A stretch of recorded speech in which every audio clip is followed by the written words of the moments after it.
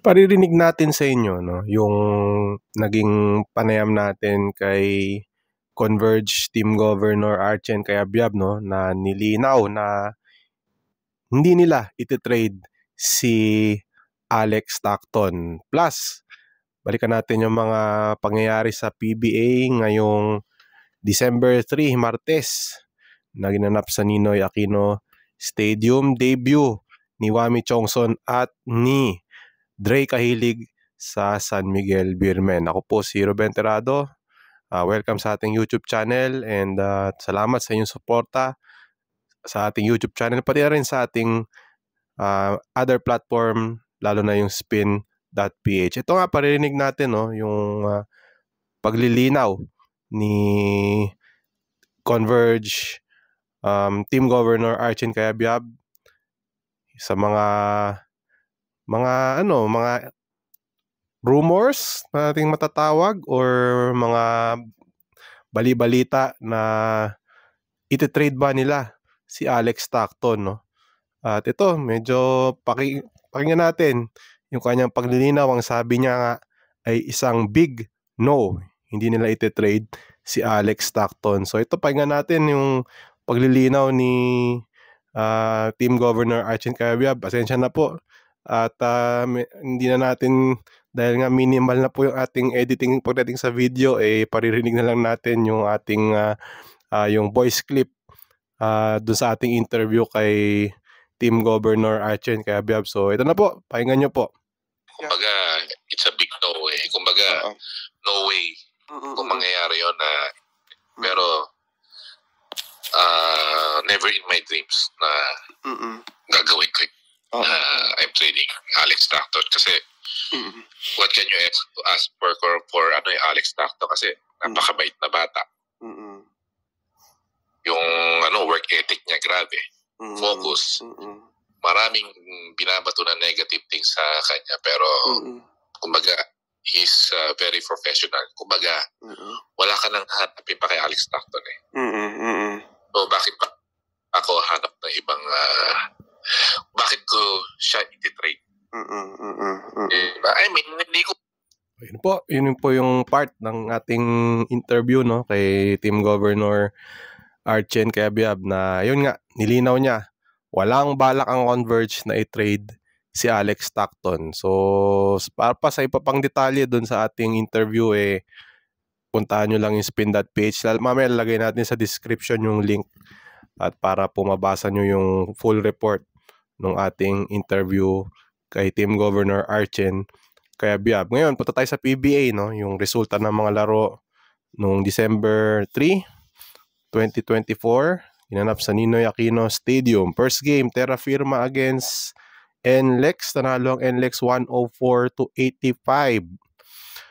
Nagtala si Robert Bolick ng 32 points. Yung kanilang import na si Michael Watkins nagtala ng 26 points at 30 rebounds.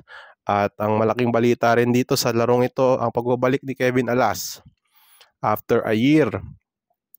Ang kanyang actually more than a year, no, huli niyang laro November 18, I believe, no, sa pagkakatanda natin against Terra Firma din.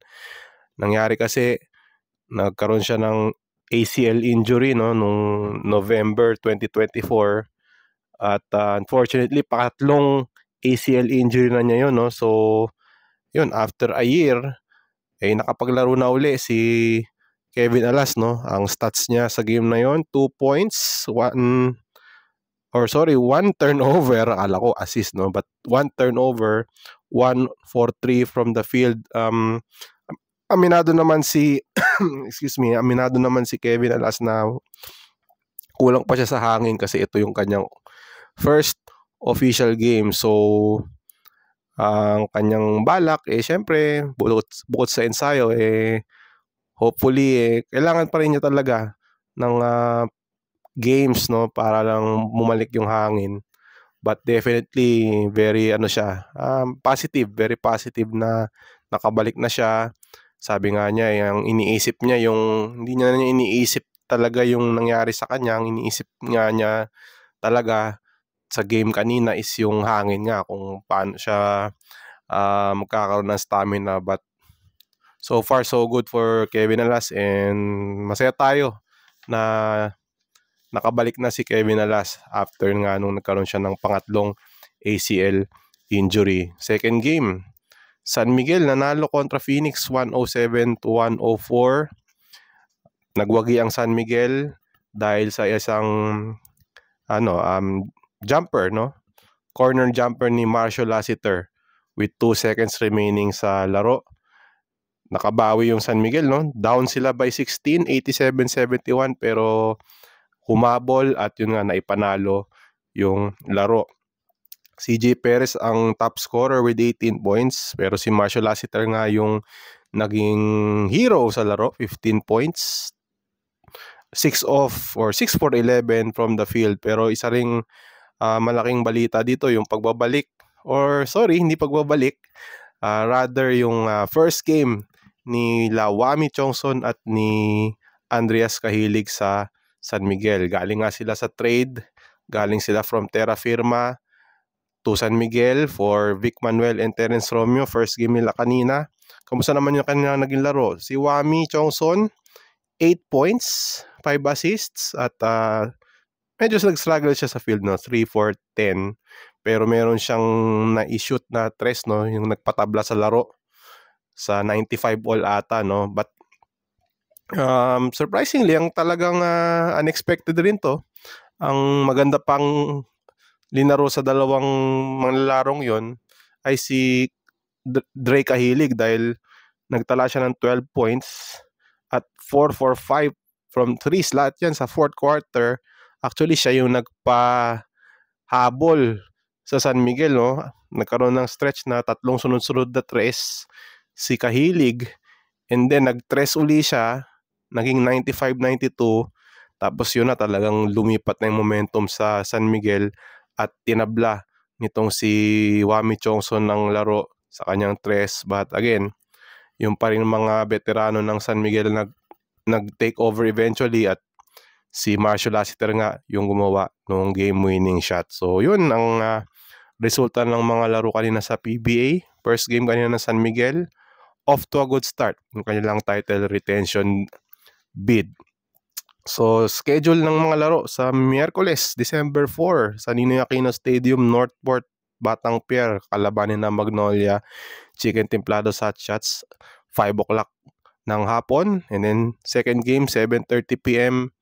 Rain or Shine, kakaharapin ang Eastern, ang wala pang talong Eastern, yung guest team na based sa Hong Kong. So yung Eastern team, susubukan nila na maging maging unbeaten sa kanilang kung hindi ako nagkakamali, sa kanilang pangatlong laro dito sa PBA Commissioner's Cup. So yun, dyan na po nagtatapos ang ating recap. Medyo nawala tayo ng ilang araw dahil nga busy, but ito, nakapagkaroon tayo ng oras para gumawa ng video. So salamat po sa inyong panonood. Ako po uli si Ruben Terrado.